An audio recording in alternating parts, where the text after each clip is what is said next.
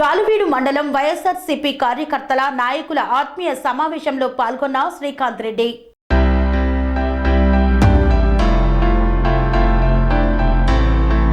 అన్నమయ్య జిల్లా రాయచోటి నియోజకవర్గం గాలువీడు మండలం వైఎస్ఆర్సీపీ కార్యకర్తలు నాయకుల ఆత్మీయ సమావేశంలో శ్రీకాంత్ రెడ్డి పాల్గొన్నారు.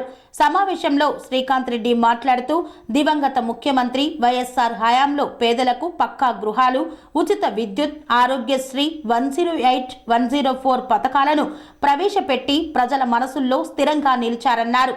జగన్ మాటిస్తే నెరవేరుస్తారని ప్రజలకు నమ్మకం పెరిగిందన్నారు. 2019 ఎన్నికల్లో 2 పేజీల మేనిఫెస్టో ఇచ్చి ఇప్పటికీ 99% పైగా హామీలను నెరవేర్చారన్నారు.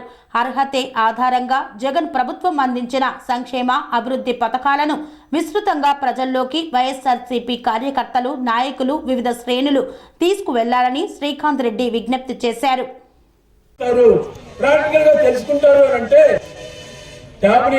పిల్లలకు వాళ్ళు చెడిపోతారు అని చెప్పి పేపర్లో రాయిస్తారు.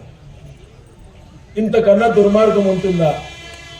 వీళ్ళకి రేపొద్దున రాజ్యాధికారం వస్తే పేదవాళ్ళకు మంచి చేస్తారా? మీరే ఆలోచించండి. ఒక గాలువీడు మండలంలోనే పేదవారికి డీబీటీ ద్వారా 300 కోట్లు చేర్పించినటువంటి గొప్ప నాయకుడు జగన్మోహన్ రెడ్డి గారు. 5 గంటల అయితేనే ఇంటికి పెన్షన్ పంపిస్తాడు. 45 సంవత్సరాలు దాటినటువంటి బీసీ అక్క చెల్లెలకు 18,750 వేస్తాడు. ఈబీసీలకు 15,000 వేస్తాడు. కాపులకు 15,000 వేస్తాడు. బడికి పంపించినటువంటి పిల్లలకు అమ్మఒడి ఇస్తాడు. ఇన్ని రకాల మంచి కార్యక్రమాలు చేస్తుంటే నిద్ర లేచినప్పటి నుంచి ఒక నాయకుని తిట్టడం ఎంతవరకు సమంజసం? ఇంతవరకు మన నాయకులంతా కూడా చెప్పారు, జిల్లా కోసం త్యాగం చేశాను అని చెప్పి. నేను త్యాగమైంది, నేను ఆ స్థాయికి రావాలంటే కారకులు ఎవరు? నేను ఈ స్థాయిలో ఉన్నానంటే కారకులు ఎవరు? అది మా కార్యకర్తలు, ప్రజలు. మీరు ఓటేసి మీ కష్టాన్ని చేసినటువంటి త్యాగంతో మేము నాయకులమైనాం. ఈరోజు ఈ స్టేజ్ లో ఉన్నాము అంటే కారకులు మీరు. జిల్లా వచ్చింది మనం తెచ్చుకోగలిగినామంటే ఆ దురదృష్టి మీకుండి మీ వల్ల అది సాధ్యమైంది అని నా వల్ల కాదు. మీరు చూపించిన ఆప్యాయత, మీరు చూపించిన ప్రేమతో సాధ్యపడ్డాయి. నేను గమనించినటువంటి వాటిలలో వైఎస్ కుటుంబం అంటే ఎందుకు మాకు ఇంత గుండెల అభిమానం అని అంటే, చాలాసార్లు చూశాం. చంద్రబాబు నాయుడు గారు రాష్ట్రం విడిపోక ముందు 10 సంవత్సరాలు పరిపాలన చేశాడు. 2 సార్లు వచ్చాడు వెలుగలు నిర్మిస్తానని చెప్పి. నిర్మించాడా? గాలివీడికి వచ్చాడు, నిర్మించగలిగాడా? ఎక్కడన్నా పూరి గుడిసెలున్నా ఎన్నో వేల అందరికీ పక్కా గృహాలు ఇవ్వాలని చెప్పి ఆలోచన చేశాడా? పేదవారికి, రైతులకు ఉచిత కరెంట్ ఇస్తే మేలు జరుగుతుందని చెప్పి ఆలోచన చేశాడా? పేదవాళ్ళు ఆరోగ్యశ్రీ ఇస్తే మేలు జరుగుతుందని ఆలోచన చేశాడా? పేదవాళ్ళు బడికి పంపిస్తే ఫీజు రియంబర్స్మెంట్ ఇవ్వాలని చెప్పి ఆలోచన చేశాడా? చెప్పండి. కమలామర్రి తర్వాత గరూపల్లా ఇట్లాంటి పనులకు కూడా తార్ రోడ్ వేసినటువంటి నాయకుడు రాజశేఖర రెడ్డి గారు. తర్వాత వచ్చారు, మళ్ళా రాష్ట్రం విడిపోయాక ముఖ్యమంత్రి అయ్యాడు. ఏమైనా చేస్తాడా అంటే అప్పుడు నేను పెద్దగా చేయలేదు, ఈసారి చేస్తా అని చెప్పి 2014లో ముఖ్యమంత్రి అయ్యాడు. అయినప్పటి నుంచి జన్మభూమి కమిటీలను పెట్టి పేద ప్రజలను వేధిస్తూ ఎవరికి పథకం ఇవ్వాలన్నా నాయకుడు కాళ్ళు మొక్కాలని చెప్పి ఆదేశాలు ఇస్తూ ఘోరాతి ఘోరంగా ఇక్కడ ఆ రోజు అన్నాడు, ఇలాంటి పరిస్థితుల్లో ఇలాంటి ఉన్నటువంటి బిల్డింగ్లు కానీ ఇక్కడ ఉన్నటువంటి ఇన్ఫ్రాస్ట్రక్చర్ కానీ మనం కొంత ప్రొజెక్ట్ చేసుకోగలిగితే మన జిల్లా వచ్చేటువంటి అవకాశం ఉంది. మన జిల్లాను మనకు జగన్మోహన్ రెడ్డి గారు 26 పార్లమెంట్ నియోజకవర్గాలను 25 జిల్లాలు చేస్తానని చెప్పి మాటిచ్చాడు. అందులో మనం ఈ జిల్లాను తెచ్చుకుంటే మన ప్రాంతాన్ని అభివృద్ధి చేసుకోవచ్చు అని అన్నాడు. నిజంగా ఆ రోజు నుంచి ఆయన దూరదృష్టి, ఆయన ఆలోచన విధానం. కొత్త జిల్లాలు 26 జిల్లాలు అంటే దాదాపు 13 జిల్లాలు కొత్తగా ఏర్పడినాయి. 13 జిల్లాల్లో ఈ రోజుకి కనీసం అట్లీస్ట్ అన్ని కొత్త సంస్థలే. కనీసం వాళ్ళకి ఈ రోజుకి కూడా సరిగ్గా సర్దుకునేటువంటికి కూడా ఆఫీసులు లేవు, సర్దుకునేటువంటి పరిస్థితులు లేవు. రెంటెడ్ బిల్డింగ్స్ లో అరకొరక కష్టాలలో అనునిత్యం ఇబ్బందులు పడుతూ ఈ రోజు జిల్లాల ఫార్మేషన్ జరిగింది.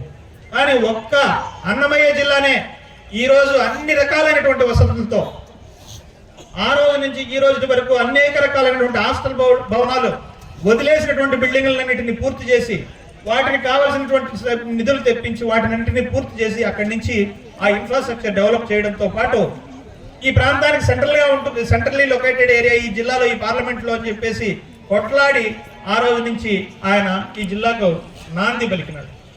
ఆ జిల్లాతో పోరి నాంది పలికినాడు. జిల్లా వచ్చింది, జిల్లా ఏదో కష్టపడి తెచ్చాడు, అందరితో ఏమైనా వదిలేశాడా?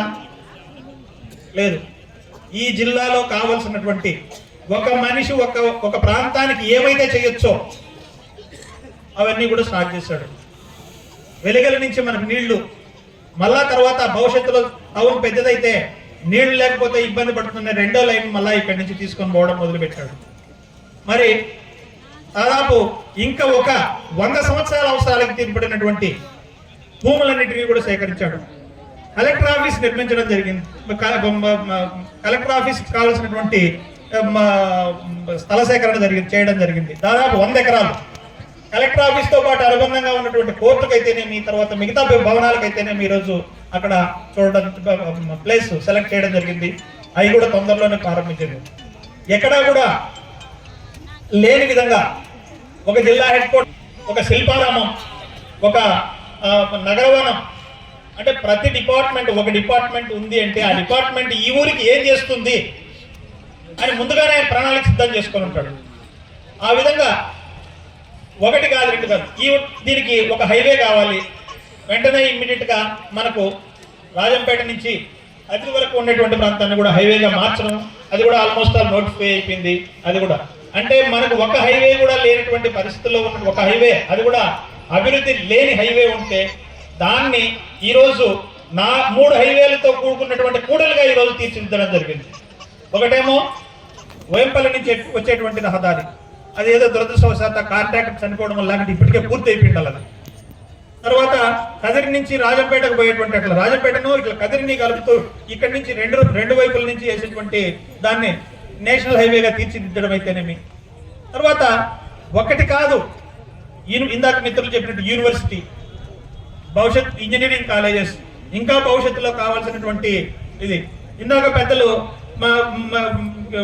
ఏఐసిసి నుంచి కొన్ని భూములను కూడా తీసుకునేటువంటి క్రమం ప్రాసెస్ స్టార్ట్ అయింది. ఇది ఒక ఇండస్ట్రియల్ క్యారిడార్ హబ్ కూడా చేయడానికి కూడా ఆయన ప్రయత్నం చేస్తూనే ఉన్నారు. జగన్మోహన్ రెడ్డి ఇచ్చేటువంటి సంక్షేమ పథకాలన్నీ కూడా ప్రజలకు ఇంప్లిమెంట్ చేయడంతో పాటు ఎక్స్ట్రా ఎమ్మెల్యే గారు చేసినటువంటి కార్యక్రమాలు, ఇన్ని కార్యక్రమాలు. మరి మన ప్రాంతాన్ని తీసుకున్నట్లయితే మనం చూస్తూనే ఉన్నాం. పెద్దలు ఆ రోజు రాజశేఖర రెడ్డి గారు ముఖ్యమంత్రిగా ఉన్నప్పుడు, గౌరవ పెద్దలు మోహన్ రెడ్డి గారు ఉన్నప్పుడు మాత్రమే వేసినటువంటి రోడ్డు తప్ప ఎక్కడైనా గతంలో ఉన్నటువంటి 10 సంవత్సరాలలో మన ప్రతిపక్షంలో ఉన్నటువంటి వాళ్ళు ఎవరైనా కూడా కనీసం ఒక రోడ్డు వేసారా, ఒక గుంత కూర్చారా అని చెప్పేసినాడు. ఎవరు కూడా ఏం చేసినటువంటి సందర్భం కాదు.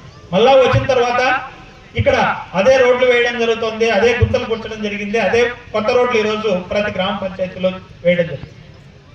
వెంటనే ఇమ్మీడియట్ గా ఈ ప్రభుత్వం వస్తానంటే మన ప్రభుత్వం అని చెప్పేసి అందరి కార్యకర్తలకు కూడా న్యాయం చేయడంతో పాటు మన ప్రాంతాలను అభివృద్ధి చేయాలని చెప్పేసి ప్రతి పల్లెటూరుకి కూడా సిమెంట్ రోడ్లు శాంక్షన్ చేయించాడు. మరి ఆ సిమెంట్ రోడ్లు కూడా వేయడం జరిగింది. ఆ సిమెంట్ రోడ్లు దాదాపు 90% వరకు కంప్లీట్ చేస్తాం. మన కార్యకర్తలు ఆ సిమెంట్ రోడ్లు వేయడంతో కొంత నష్టపోయిన వాళ్ళు కూడా చాలా మంది ఉన్నారు. ఎందుకంటే ఆ బిల్లులు సకాలంలో రాక కొంత మనం ఇబ్బంది పడినటువంటి పరిస్థితులు కూడా ఉన్నాయి. ఇలా అభివృద్ధిలోకి తీసుకుంటే ఈ రోజు నాకు తెలిసి మీ ఊర్లో, మీ మండలంలో ఎన్ని సిమెంట్ రోడ్లు కావాలంటే నాకు తెలిసి ఒక 10-15 రోడ్లు కూడా ఐడెంటిఫై చేసేటువంటి పరిస్థితి ఈరోజు పల్లెల్లో లేదు. అన్ని ప్రాంతాలకు ఒక మారుమూల బాత్రూమ్కి వెళ్ళేటువంటి ఒక ఇది కూడా ఈరోజు సిమెంట్ రోడ్డు వేస్తాం. ఎక్కడ కూడా ఒక పల్లె నుంచి ఇంకో పల్లెకి వెళ్ళేసినటువంటి లింక్ రోడ్డు కూడా సిమెంట్ రోడ్లు వేస్తాం. ఈరోజు మొన్న ఏదో ఒక చిన్న మాట్లాడుతూ ఒక గరువుపల్లి గ్రామం గురించి చిన్న రివ్యూ చేస్తా ఒక మాట్లాడితే ప్రతి పల్లెటూరికి ఆ ఊర్లో ఒక పల్లెటూరికి కూడా ఒక రోడ్డు ఉండేది కాదు. ముద్దప్పగారి పల్లెకి 2 వైపుల నుంచి Sun Life Multi Speciality Hospital ప్రజలకు నిరంతర వైద్య సేవలు అందిస్తున్న hospital. Diabetology, stem cell physician లో ఇండియాలోనే మొదటి డాక్టర్ గా పేరుగాంచిన డాక్టర్ విజయ్ భాస్కర్ గారు అత్యాధునిక విజ్ఞాన పరిజ్ఞానంతో అంతర్జాతీయ ప్రమాణాలతో సామాన్యులకు సైతం అందుబాటులోకి తెచ్చారు Sun Life Multi Speciality Hospital ను.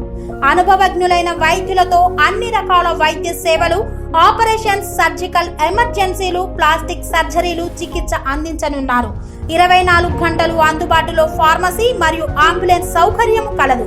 సంప్రదించండి Sun Life Multi Speciality Hospital, Dammaiguda, contact number 8121678234 9700971100.